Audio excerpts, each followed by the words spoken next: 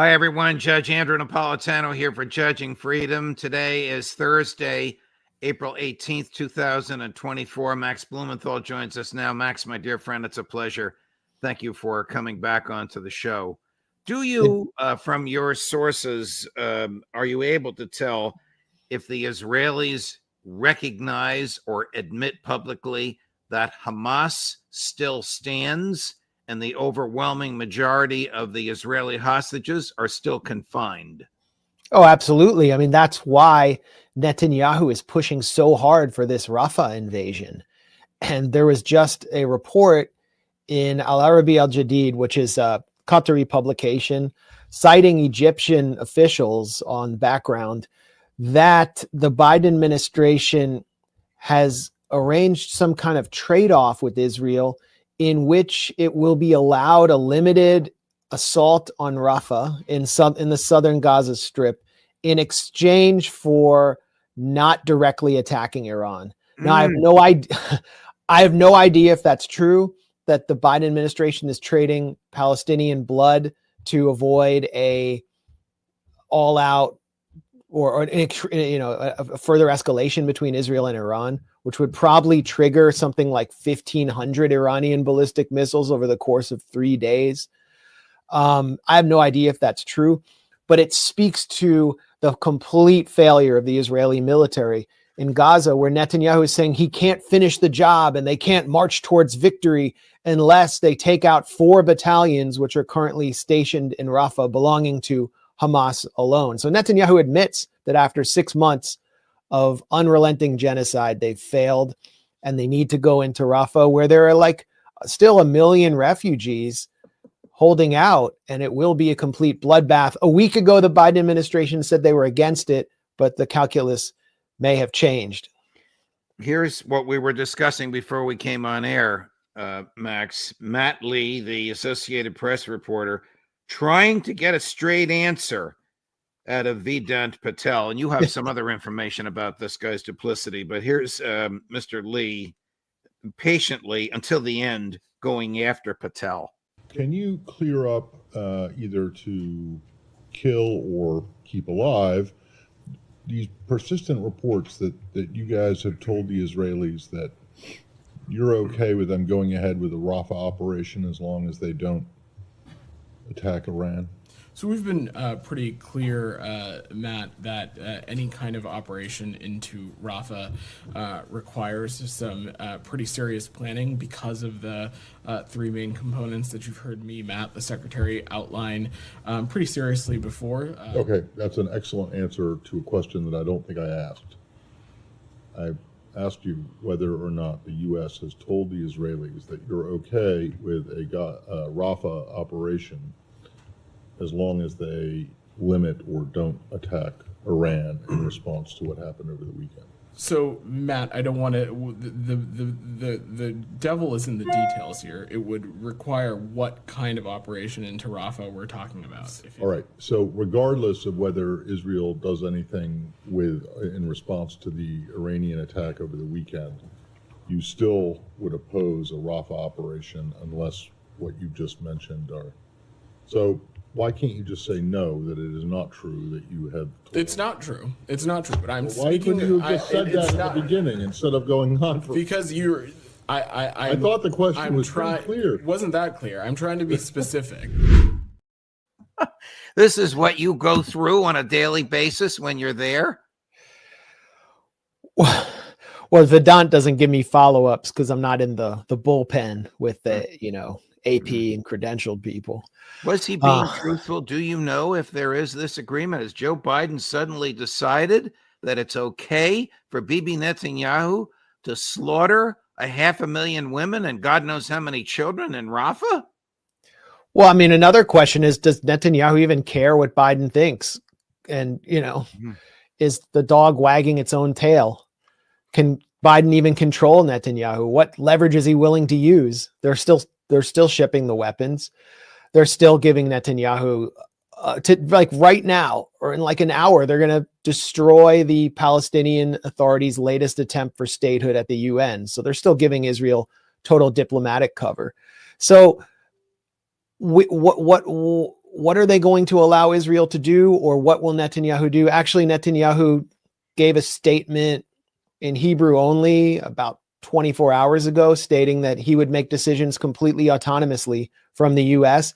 and that he would seek to return settlements to the Gaza Strip. He said that the Palestinians thought they would surround us. Well, now we're going to build settlements and we'll surround them. So obviously he doesn't care what Biden thinks anyway. But what would it mean for a kind of Israeli incursion into Rafah? What does Israel want to do? They actually not only want to destroy 4 Hamas battalions in an area that is currently the most densely populated area on earth. There are just tents everywhere. People who have nowhere else to go have filled up this area, and they'll have nowhere to hide. But they also want to create a buffer zone in what they call the Philadelphia corridor, which is between Rafah and the Egyptian Sinai Desert and the Egyptian side of Rafah. And Israel started this whole propaganda blitz, which you'll see in Israeli media, about how Egypt has failed to destroy the smuggling tunnels into Gaza. And this is why October 7th happened. They're starting to point the finger at Egypt. And Egypt saying, you can't do that because it violates all of our security agreements under the rubric of Camp David. And Camp David is really the linchpin of American hegemony in that region of the Middle East. It removed Egypt as the real base of Arab nationalism and Arab resistance. And now Egypt is threatening to shred that security agreement if Israel comes in, starts massacring Palestinians, creates a buffer zone basically on or in its own territory, and then Palestinians start flooding into Egypt as refugees. So the Biden administration is so badly mismanaged this crisis that they are threatening to undermine one of the central foundations of American control in the Middle East. And we haven't even talked about Iran yet. Right. We will get to Iran. Just briefly, what is the Philadelphia corridor? Is that in Egypt or is that in Israel? It's in the southern Gaza Strip, and it's the area where there have been tunnels. Israel has always run bulldozers through there and sought to control it to seal off Gaza Strip from the Arab world. I don't know if you remember Rachel Corrie, for example, being run over by an Israeli bulldozer. I do remember that. Is that where it happened? Yeah, she was trying to stand in the way of a family's home. She had been close to the patriarch of that family, who was a local physician, and a bulldozer. And the bulldozer was trying to destroy all these homes in the Philadelphia corridor. So this would be the most severe Israeli assault on that area. And when they create a buffer zone, they're just going to bring in tons of explosives and blow up civilian neighborhoods and then occupy the area. And they're going to be right on the Egyptian border, which is unacceptable to Egypt. There it is. Thank you, Chris. Are Gazans returning to, I want to get back to this theme that you articulated the other day, I think on the Gray Zone, or it may have been on one of your posts, that Haaretz and even the Wall Street Journal have recognized that Israel has failed to defeat Hamas. And I think one of the things you said was Gazans are returning to northern Gaza, and some businesses, particularly food businesses, notably bakeries, are back and operating. Is that true? Oh, absolutely. And so this speaks to the failure of Israel, not just militarily, but Israel had wanted to create this giant buffer zone around northern Gaza to make it uninhabitable, to thin out the population. But Palestinians, over the course of 75 years of ethnic cleansing, have adopted this cultural ethos that they call sumud, or steadfastness. It's a word every Palestinian knows. And it basically means that if we hold our ground, remain as resilient as possible in the face of Israeli attacks, our society will prove stronger than theirs because they're settler colonists and we are the people of the land. So all we have to do is hold fast. And it was something I saw when I first came into the Gaza Strip in 2014. I went to this area Israel had destroyed east of Gaza City during that 51-day assault that year, called Shujaiya. And I was seeing families just sitting in their living rooms, but their living room was just an assembly of chairs in a destroyed building. And they said, this is where we live. I worked my whole life to build this house and I'm going to stay here. And so now Palestinians are coming back from Rafah to northern Gaza because the Israeli military has been forced to withdraw from there. And they're going to the ruins of their homes and they're just going to sit there, put plastic sheets over their homes and say, this is our land and you can't just move us. This is a major defeat. And bakeries are beginning to get flour again. I think the problem for the local population there is, while there is some food there, now no one has any money. There's no economy. And Israel's going to do everything it can to keep it that way. That's why Israel's been assaulting Al-Shifa Hospital too, is it sustains life there. That's why they've blown up all the schools and the universities. They don't want people to have anything to come back to, but they underestimate the Palestinian spirit.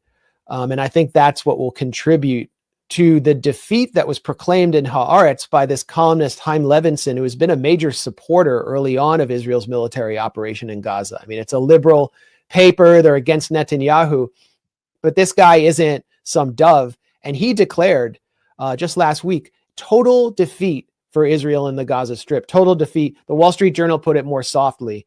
Israel is on the brink of defeat in Gaza. You know, the Wall Street Journal had an interesting piece. I thought of you when I was reading it. I believe it was yesterday's, talking about the bitter rivalry between Gallant, Netanyahu, and Gantz, that they don't even speak with each other except when they're in the group of the war cabinet. Is this deleterious to Netanyahu's government? Is it the beginning of the end of Netanyahu's government, or is it just vanity?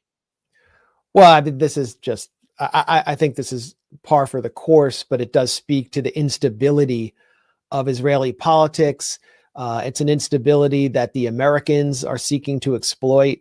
The protests leading up to October 7th had influence from the Biden administration. I don't think there's any question about that.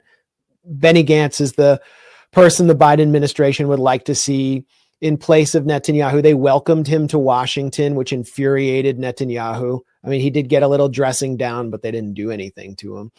And Netanyahu has made repeated decisions, including decisions about negotiations in Doha, over the objections of or without the approval of other members of his war cabinet, basically violating the rules. So Israeli politics are very unstable now. And this coalition that Netanyahu has, I mean, the fanatics, Ben Gvir, the security minister, who's from the most fanatical faction of the settler religious nationalist movement in the West Bank, Smotrich, they got Netanyahu by the short and curlies, which is why Netanyahu is promising to build settlements in the Gaza Strip, which is just seems untenable and absolutely insane. It's sort of a sop to keep them from bolting from his coalition. I mean, they're also demanding a massive strike on Iran. And then you have people like Gabi Ashkenazi, the former chief of staff of the Israeli military, who comes from Netanyahu's left.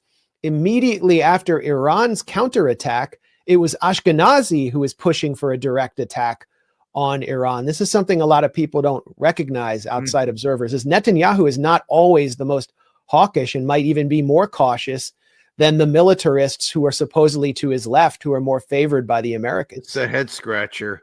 Max, didn't Iran on Saturday night penetrate Israel's most securely guarded and supported military base? Yeah, this is the Nevatim base in the Negev desert. That was the target. Unlike Israel, which targets schools, family homes, and just entire neighborhoods, they were targeting a base in the Negev. Consulates. Yeah, or consulates, sure. Unprecedented attacks on consulates. They were targeting a military base that houses, or it's an air base. It's where the F-35s are, the most prized platform in Israel's arsenal, which is, comes straight from the U.S.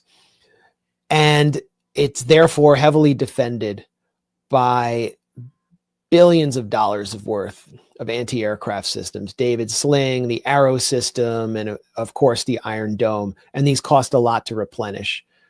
So they managed to penetrate, they managed to hit the base Israel has acknowledged some superficial damage, but it's really deep psychological damage to the Israeli psyche that Iran was able to do that supposedly without using hypersonic missiles or without using the kind of ballistic missiles that are the most advanced in its arsenal. Israel was jamming its GPS in the days ahead of this planned attack, and the ballistic missiles turned out to not even rely on GPS to hit their targets.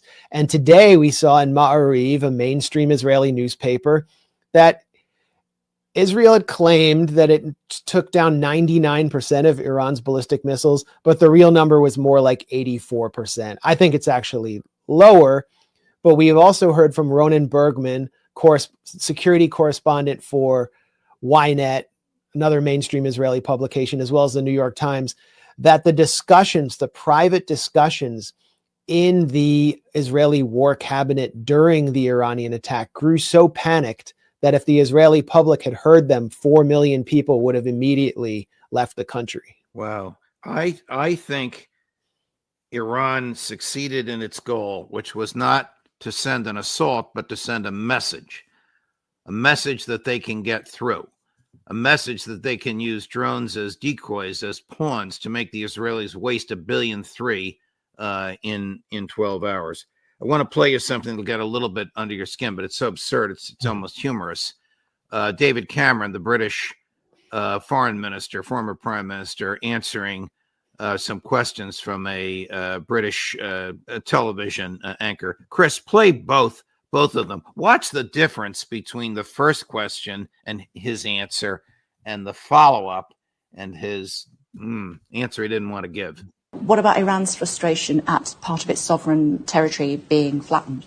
Well, I would argue there is a massive degree of difference between what Israel did in Damascus and, as I said, 301 weapons being launched by the state of Iran at the state of Israel. For the first time, a state-on-state attack. 101 ballistic missiles, 36 cruise missiles, 185 drones. That is a degree of difference. Yeah. And I think a reckless and dangerous thing for Iran to have done. And I think the whole world can see all these countries that have somehow wondered, well, what is the true nature of Iran?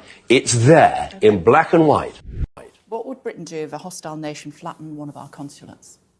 Well, we would take the very strong action.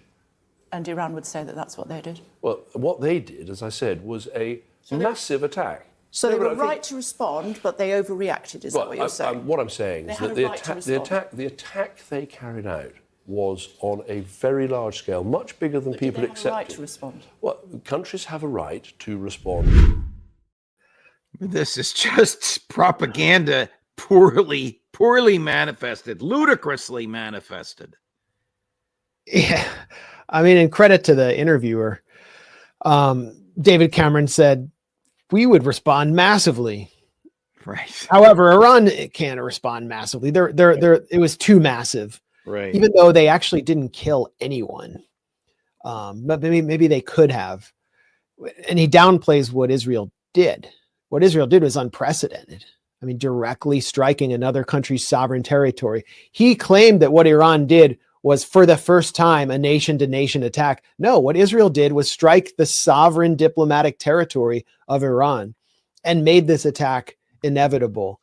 And Britain could have played a role in preventing the Iranian counterattack or reducing its severity by going to the UN and condemning what Israel did. But instead, as the Iranian UN ambassador pointed out, the day after Iran's counterattack, France, the US, and Britain went to the UN and blocked the condemnation, which is what required Iran to do that in order to deter further Israeli aggression, because the quote unquote international community won't do anything. So it's all David Cameron's fault. It speaks to the traditional colonial relationship the UK has with Iran, where it toppled the Iranian government of Mohammad Mossadegh in 1953 and paved way for this entire crisis that we're witnessing now.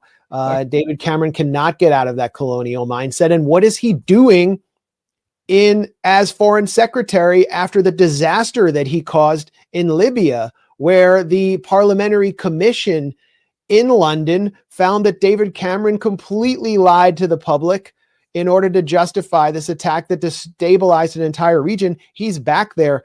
What a meritocracy. I mean, they just reward the ultimate failures there. Here is another clip of another member of the British Parliament, decidedly different. I'm not even going to tell you who it is. You'll know in a heartbeat. Mr. Speaker, I knew your father well for a very long time. He was a fine man, and I am sincerely sorry for your loss. There was not one single word in the Prime Minister's statement of condemnation of the Israeli destruction of the Iranian consulate in Damascus, which is the proximate reason for the event everyone is here in concert condemning. He was not even asked to do so by the front bench opposite. Kay Burley is the only person so far to demand that of a government minister. We have no treaty with Israel, at least not one that Parliament has been shown. And the Iranians are not likely to listen to him. When Britain occupied Iran, looted its wealth, and overthrew its one democratic socialist government in my own lifetime.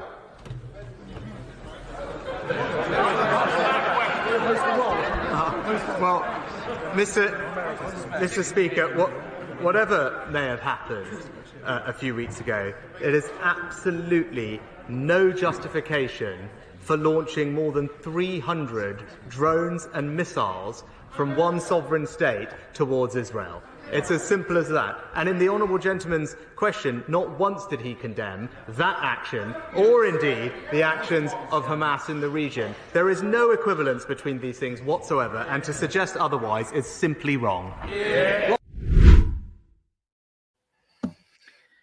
Well, at least they're debating and challenging each other, unlike on the floor, unlike in the American government, where Tony Blinken just signs a document and the stuff goes over to Israel. But it's interesting. I thought that Rishi Sunak was mouthing the same talking points that David Cameron was. Can you imagine Joe Biden surviving question hour? No. I mean, let Thomas Massey at him. I can't think of any, honestly, and I'm not saying this because I'm pro-Trump. I think Trump is one of the only presidents in recent times, maybe going back to Bill Clinton. Trump and Bill Clinton might be the only presidents who could have survived question hour. Yes. I mean, Obama without his teleprompters, it would have been a disaster. Yes.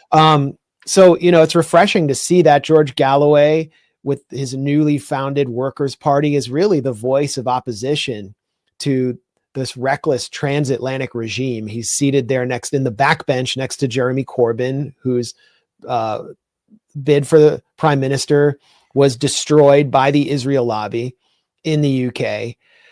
And Galloway is just exposing the contradictions of a government that made this attack, this counterattack by Iran, inevitable, and which just refuses to pull the plug on this disastrous Israeli assault.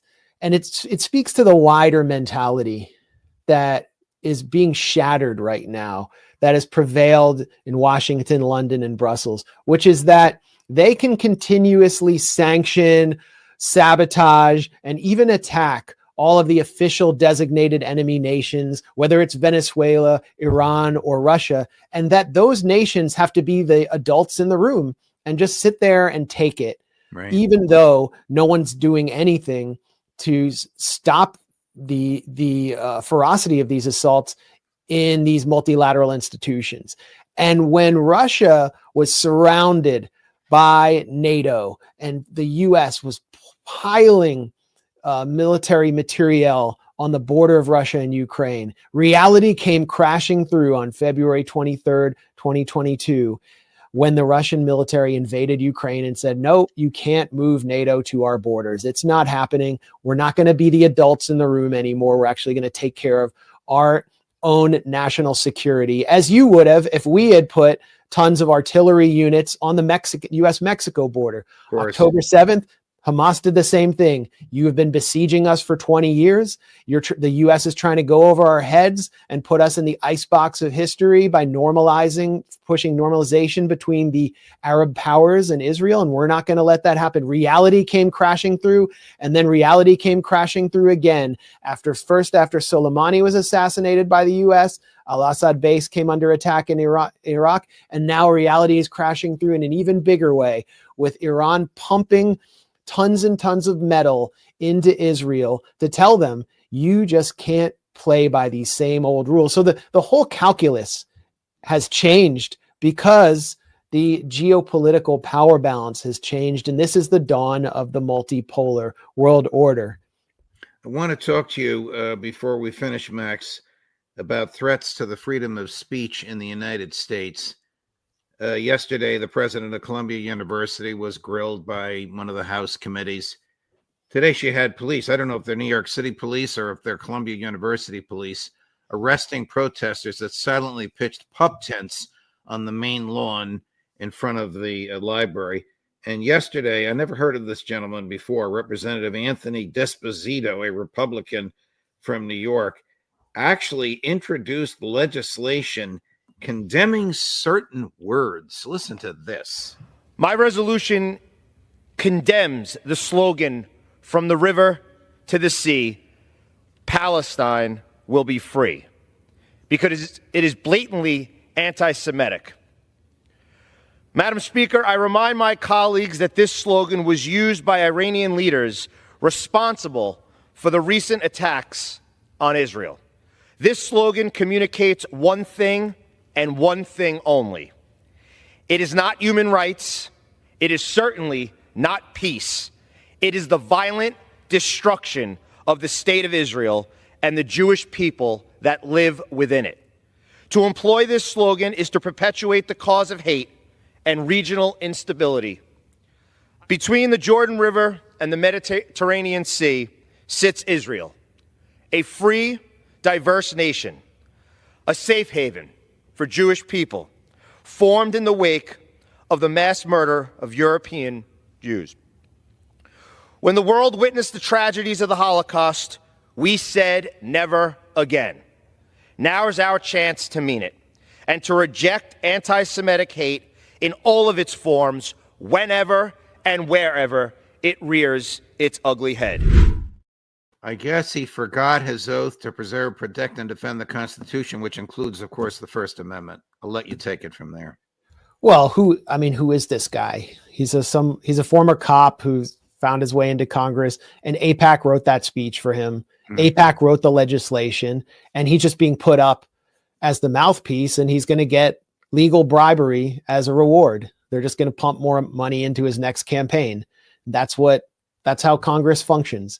So what we're witnessing, whether it's there in Congress, where members of Congress, like Tom Cotton, who said we should bounce the rubble on Gaza, other members of Congress who said all Palestinians should be killed, none of them are being censored like Rashida Tlaib was. There's no legislation opposing the slogans calling for the genocide of Palestinians. The hypocrisy is just off the charts, whether it's there or Columbia University, where 3 students were just suspended for protesting after Columbia University's president was hauled before Congress and forced to basically pander to them and condemn her own faculty, especially Palestinian professors like Joseph Massad. 3 students were just suspended for protesting. It's like unheard of. There have been much more ferocious protests where nothing happened. One of them happens to be Ilhan Omar's daughter, by the way. You have professors at CUNY like Danny Shaw, who's a friend of the Gray Zone. He was fired after a decision to not fire him for his views opposing the genocide in Palestine. Jody Dean at Smith College just suspended, or if not fired, for a column she wrote on the Verso webpage, basically for speech crimes. And then you have this valedictorian at USC, who is a student focused on human rights and opposing genocide, who's Muslim, who's being blocked from speaking at her school's commencement ceremony because they know what she's going to say. She's going to condemn the genocide in Gaza. So what we have right here, they're using the arguments actually of the left. These mostly right-wing and pro-Israel elements are using the arguments and rhetorical techniques of the left. They're saying that these professors and these students, including this valedictorian, threaten the safety of Jewish students. They're using woke politics as a smokescreen for the reality that the Zionist millionaire and billionaire class that is footing the bills for a lot of these colleges, who these presidents rely on, is seeking to shred the First Amendment on behalf of a foreign apartheid state carrying out a genocide in real time. And it really doesn't matter what you think about Israel at this point, on this point, or what you think about Palestine, or whether you are annoyed by the protesters blocking traffic. This is about the First Amendment. This is about the thing that makes America special. Should people be allowed, be criminalized for saying things that you find hateful or disagreeable? And if you think that, you really don't believe in the concept of democracy. And I want to say that I think I've been pretty consistent in defending people who I find disagreeable's right to say things, including online. And the right claims that they oppose, the online censorship machine. They claim they oppose cancel culture. But when it comes to Ben Shapiro's feelings and his ethno-religious, fragile ethno-religious identity, well, it turns out the First Amendment and the facts don't matter. So we need to say, forget about Israel-Palestine. This is about the First Amendment. Right. And the Israel lobby is presenting one of the most dire existential threats to it of our lifetime. Mike Johnson, the speaker, that Rand Paul was on with us this morning. He ripped into Mike Johnson, but he just announced, in order to gain more Republican votes for the money for Israel and the money for Ukraine, they're going to add a section to this legislation requiring TikTok to be sold. More assaults on the First Amendment. These people just don't care about the Constitution. No, and they make everyone feel voiceless.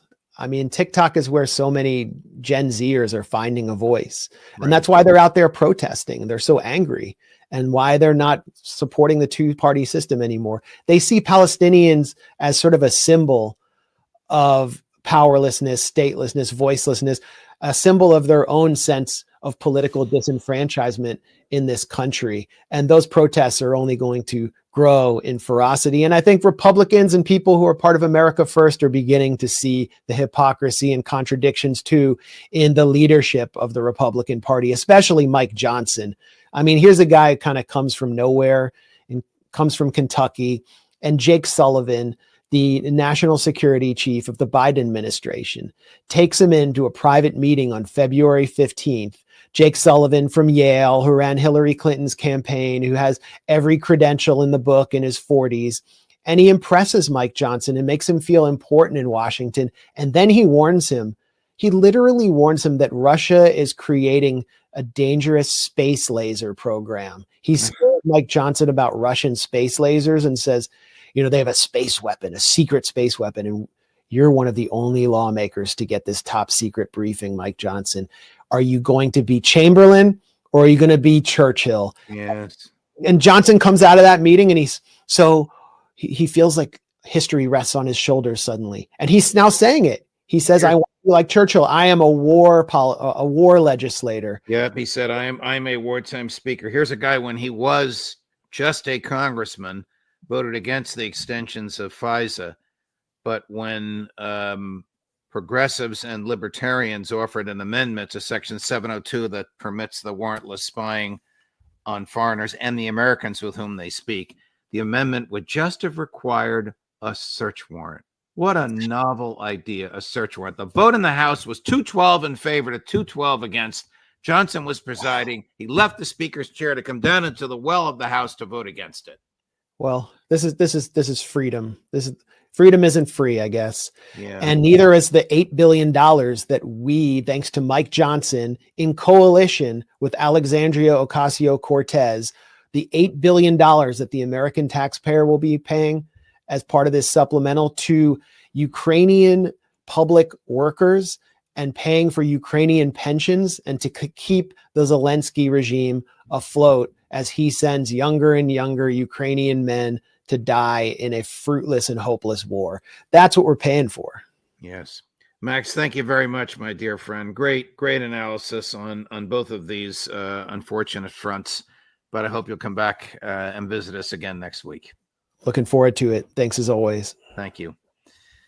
Tomorrow, of course, we have our usual Friday afternoon for you. And by the way, let me thank Max again for his just courageous, and I've used this word before, but only on very few people, encyclopedic knowledge of the history of the events that he's talking about. At 2:00 Friday afternoon, Colonel Lawrence Wilkerson, and at 3:00, the boys, the roundtable, the intelligence roundtable, Larry Johnson and Ray McGovern, to finish our week with you. Thank you for watching, my dear friends. Juge Napolitano for Judging Freedom.